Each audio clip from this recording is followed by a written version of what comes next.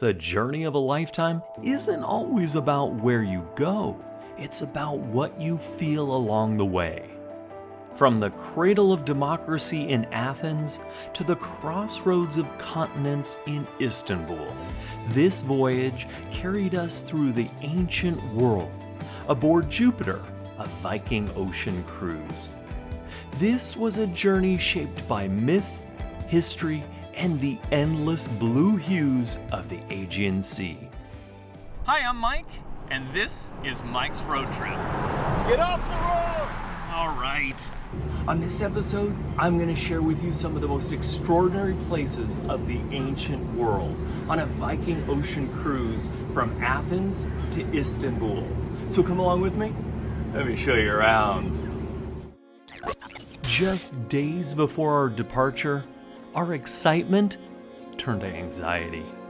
News broke that the US government was shutting down, potentially grounding flights and delaying travelers worldwide. As if that weren't enough, a message from our host in Athens delivered another blow. A nationwide transportation strike on the very day we are arriving into Athens. Every train, bus, taxi, and even the vital ferry system stopped. Our confirmed ride from the airport suddenly gone. For months, we dreamed of this moment, and now it felt like the trip might unravel before it even began.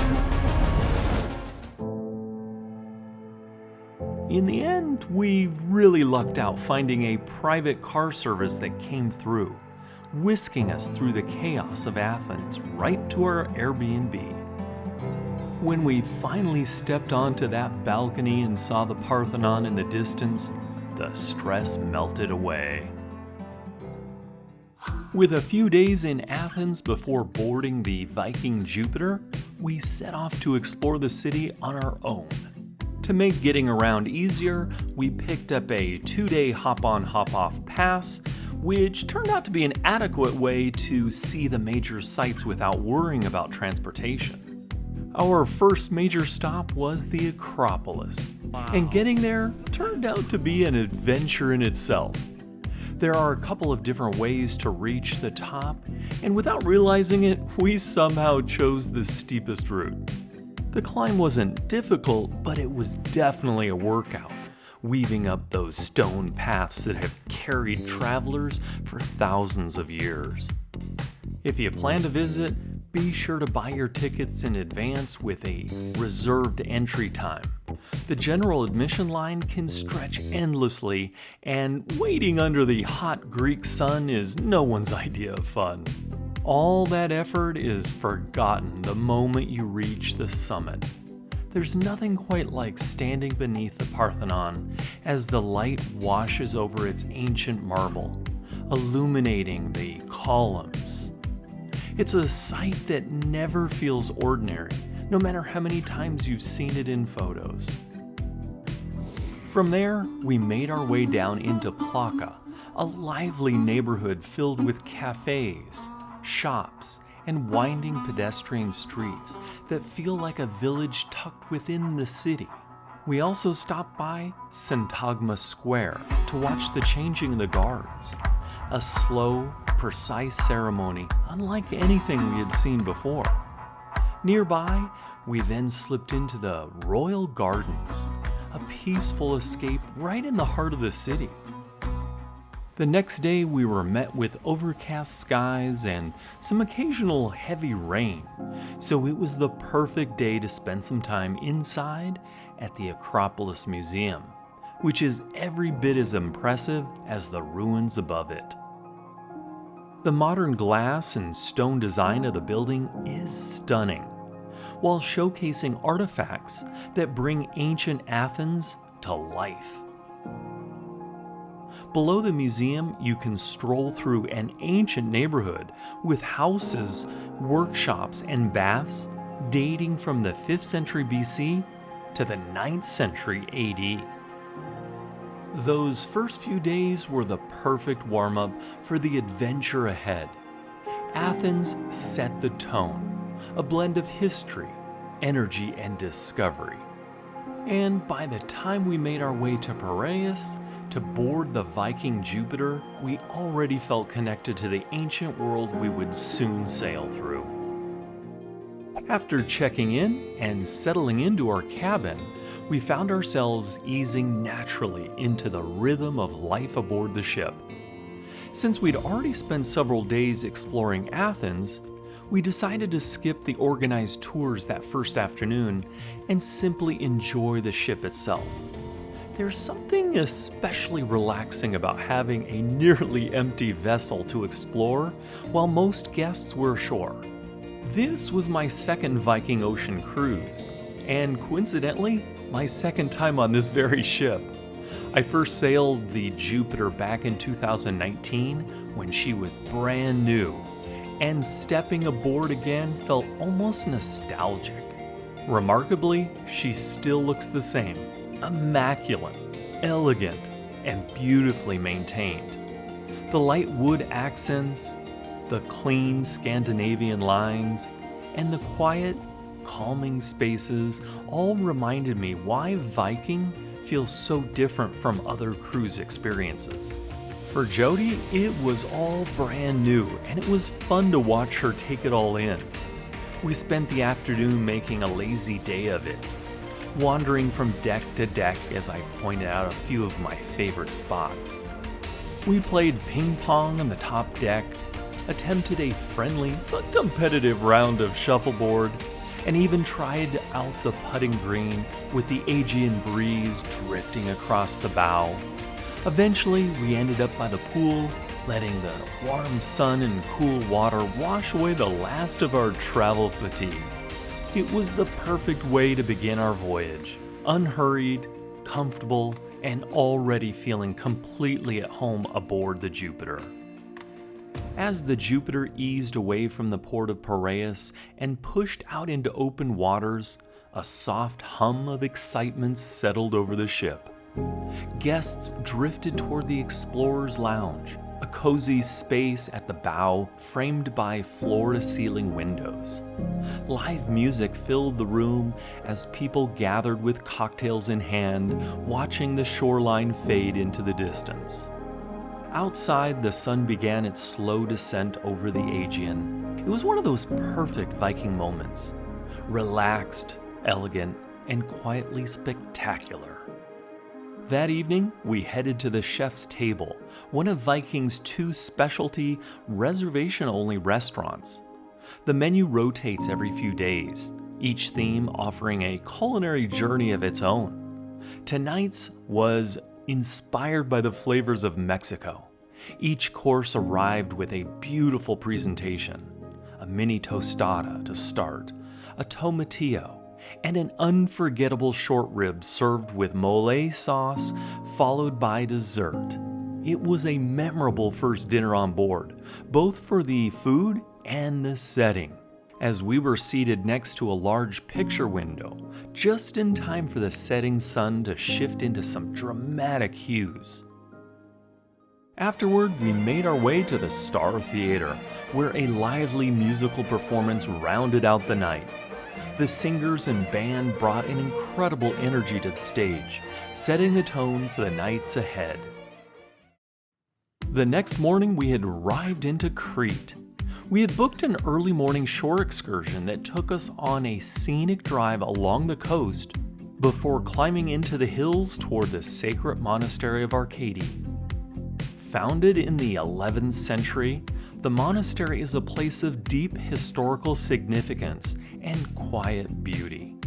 Its worn stone walls, arched pathways, and peaceful gardens were fascinating to stroll through.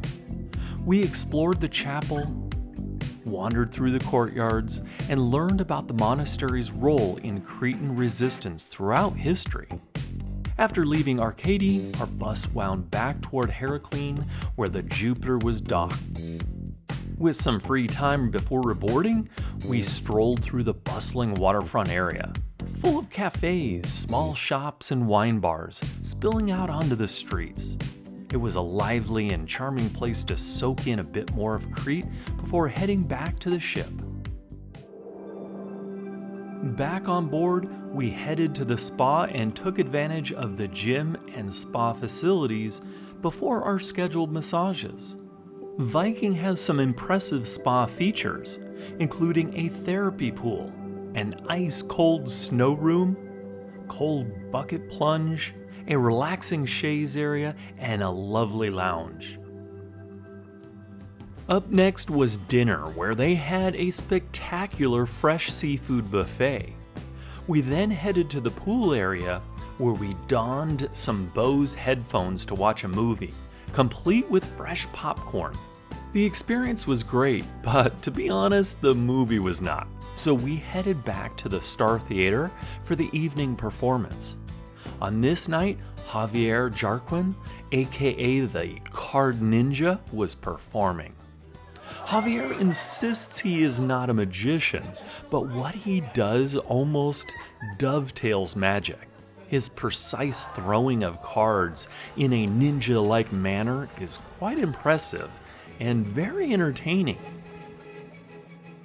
The next morning, we arrived into Rhodes to a glorious morning. We were scheduled for a shore excursion that took us to the top of Mount Philomyrus, where we would explore a monastery. As we drove along the coast and started our ascent, the weather had shifted and it was a bit overcast with a light rain, but that did not dampen our spirits. Mount Philomyrus was amazing. We walked the grounds of the monastery with our guide, peeked into the courtyard, toured the chapel, climbed the stairs to the second levels, and took in the stupendous views. There were also a lot of cute peacocks roaming around that captured our attention.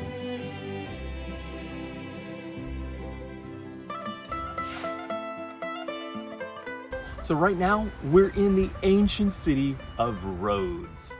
From the monastery, our shore excursion continued straight into the heart of the medieval city with a visit to the Palace of the Grand Masters of the Knights.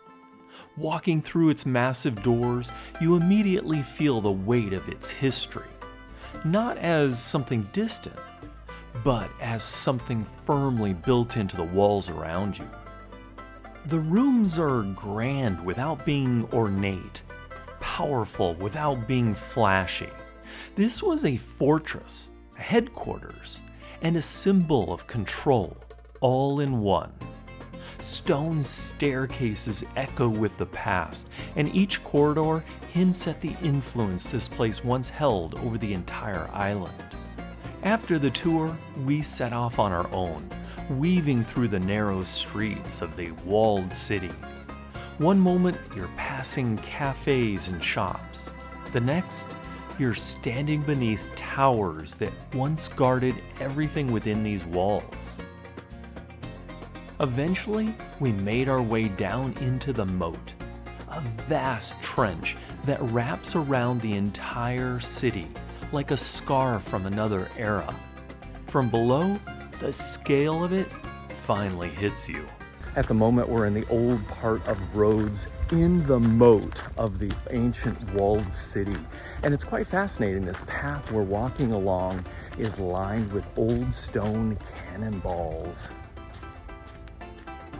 And somewhere inside one of the hidden passageways through the wall, I may have tested Jody just to see how brave she was. As we made our way back toward the port, we couldn't help stopping by a few more ruins as we continued down the boardwalk along the exterior of the wall of the city to meet our waiting ship. With the help of a tugboat, we left port, headed to the World Cafe for another scrumptious meal, all the while sailing on to our next destination. The next day, we entered Turkish waters and pulled into the port of Kuşadası. Our shore excursion for the day started with a scenic drive en route to one of the most significant sites in early Christianity, the Basilica of St. John in Ephesus.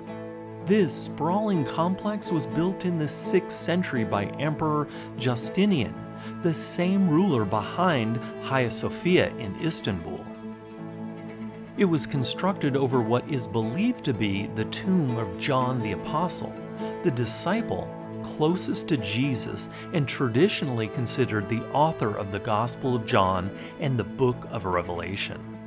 Walking through the ruins today, it's easy to imagine how magnificent the basilica once was. For us, wandering these ruins wasn't just a history lesson, it was a moment of quiet reflection. After exploring the Basilica of St. John, we made our way to the Ephesus Museum, a place that brings the ancient city to life in a completely different way.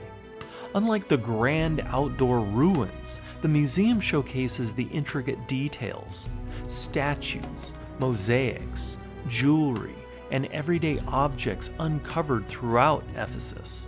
Some of the most famous pieces are here, including the beautifully preserved statue of Artemis, the city's patron goddess.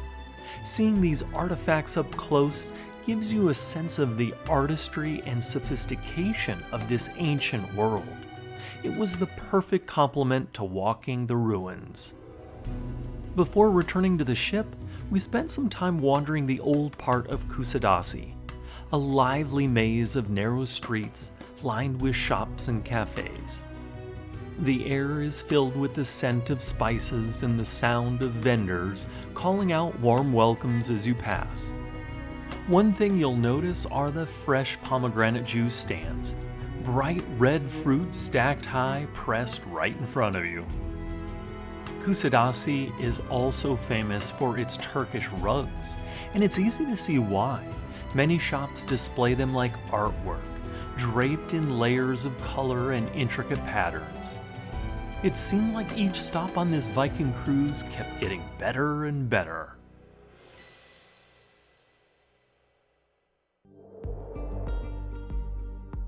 So we just arrived here at the port of Çanakkale here in Turkey, where we are going to explore a place that made the Trojan horse a household name. Our next stop was to the ancient city of Troy, a site wrapped in myth and legend. But at least for us, it was the least compelling excursion of the trip. Unlike the beautifully preserved ruins we'd seen elsewhere, Troy felt closer to a collection of scattered rubble than a true archaeological showcase. The winding boardwalks made it difficult to move with larger groups, and navigating the narrow paths sometimes took much more effort than the views offered in return. The most impressive feature was the towering Trojan horse replica near the entrance. It serves as a playful reminder of the legendary tale of deception that helped the Greeks breach these very walls. A story that has lived on for more than 3,000 years. While Troy didn't resonate with us the way other sites did, it was still interesting to stand in a place so deeply rooted in the world's oldest stories, even if imagination filled in more details than the ruins themselves. One of the best parts was seeing this cute little cat. By the way, if you travel to Greece or Turkey, you will see these creatures everywhere. When we arrived back to the ship, we were in for a surprise. Many crew members were there to welcome us back, which was really an endearing moment. And that evening, the party continued by the pool, with the Viking band performing some dance hits that spawned a train.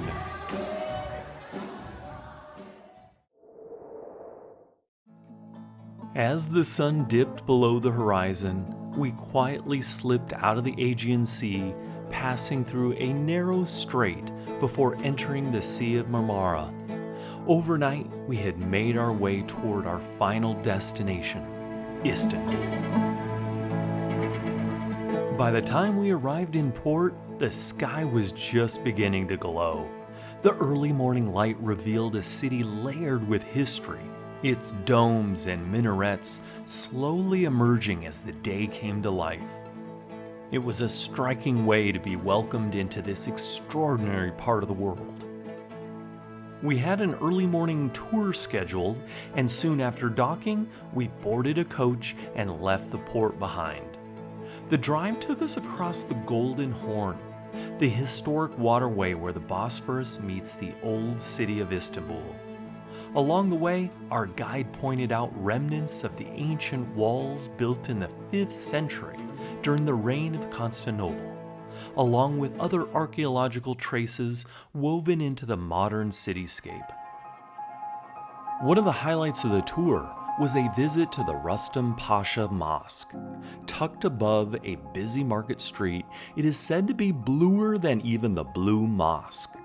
While smaller in scale, its interior is richly adorned with exquisite tiles in a deep shade of blues and turquoise. The craftsmanship and intimacy of the space made it especially memorable.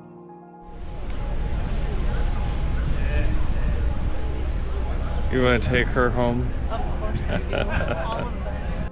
Nearby, we wandered through a lively market filled with tea shops and displays of Turkish delight. The air scented with spices and sweetness. It was a bright but beautiful glimpse into everyday life in Istanbul. That evening, back on board, there was a sense that the journey was drawing to a close. Our last night on the ship felt bittersweet. We had grown so comfortable that neither of us were quite ready to leave.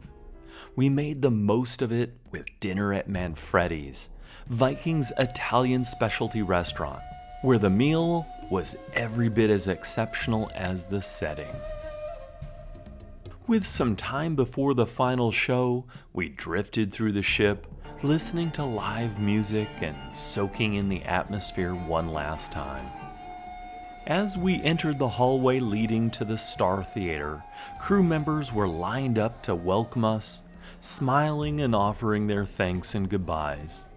The captain took the stage to thank both the guests and his team, a simple gesture that spoke volumes about the spirit on board.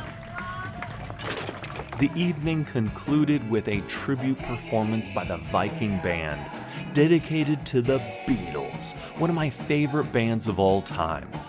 It was a sensational finale and a fitting send-off for an unforgettable voyage.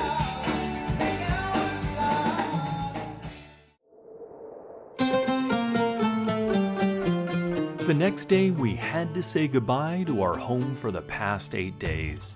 But now, we would say hello to Istanbul on our own. We had a hotel in the heart of the old city for the next 3 nights where we would take advantage of every moment to explore.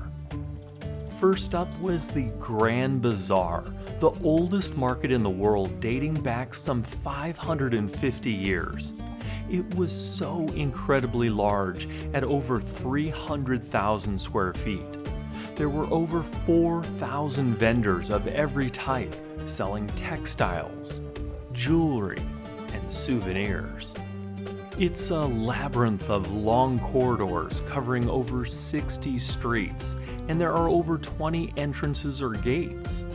It's absolutely sensory overload and very popular, attracting over 250,000 visitors a day.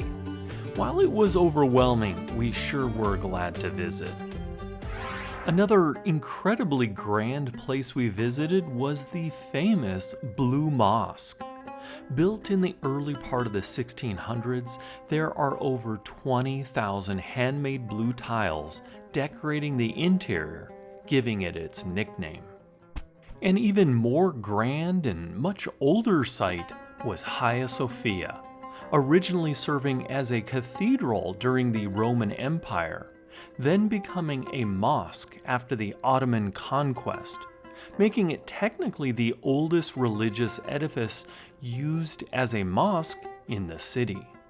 This is really a legendary architectural marvel and quite an incredible place to visit. The next day, we went to the Basilica Cistern, which sits quietly beneath the streets of Istanbul. but what's below feels anything but ordinary.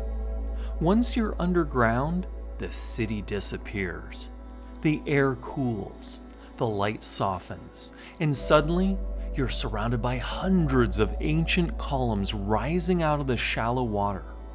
The reflections, the scale, and the stillness create a space that feels deliberately paced, almost meditative. Built in the 6th century to supply water to the Byzantine Great Palace, it's a reminder that some of the city's most impressive engineering was never meant to be seen. What makes the Basilica Cistern so compelling isn't just its age or its beauty, it's the sense of mystery that lingers. As the sun dipped below the horizon and the city eased into blue hour, Istanbul slowly came alive with lights. We made our way to a neighborhood restaurant for dinner, settling in for a relaxed evening of traditional Turkish cuisine before the night further unfolded. After our meal, we headed to what can only be described as a uniquely Turkish experience, a whirling Dervishes ceremony. It's not entertainment in the traditional sense, but a centuries-old spiritual ritual, where music and movement are used to reach a deeper state of reflection. The atmosphere is quiet, focused, and surprisingly powerful, drawing you in not through spectacle, but through intention and tradition. On our last full day in Istanbul, we spent a good part of it exploring Topkapı Palace, and it quickly became clear just how vast and layered this place really is. Rather than one grand building, the palace unfolds in a series of courtyards, halls, and passageways, each revealing a different chapter of Ottoman life. You move from formal, ceremonial spaces into more intimate areas, gaining a real sense of how power, governance, and daily life once intersected here. What stood out most was the contrast between scale and serenity. Beyond ornate rooms and historical artifacts, the gardens offer moments of quiet, with sweeping views over the Bosphorus, reminding you why this location was chosen in the first place. Topkapı doesn't rush you. It encourages wandering, pausing, and absorbing the layers of history at your own pace. It felt like a fitting way to close out our time in Istanbul, grounding the trip in context, perspective, and place.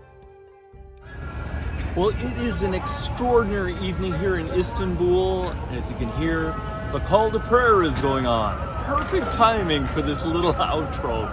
Hey, it has been a fantastic Viking Ocean Cruise through the ancient world, from Athens to here in Istanbul.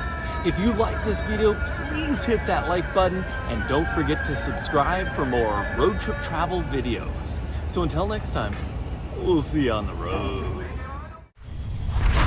MacRoadTrip.com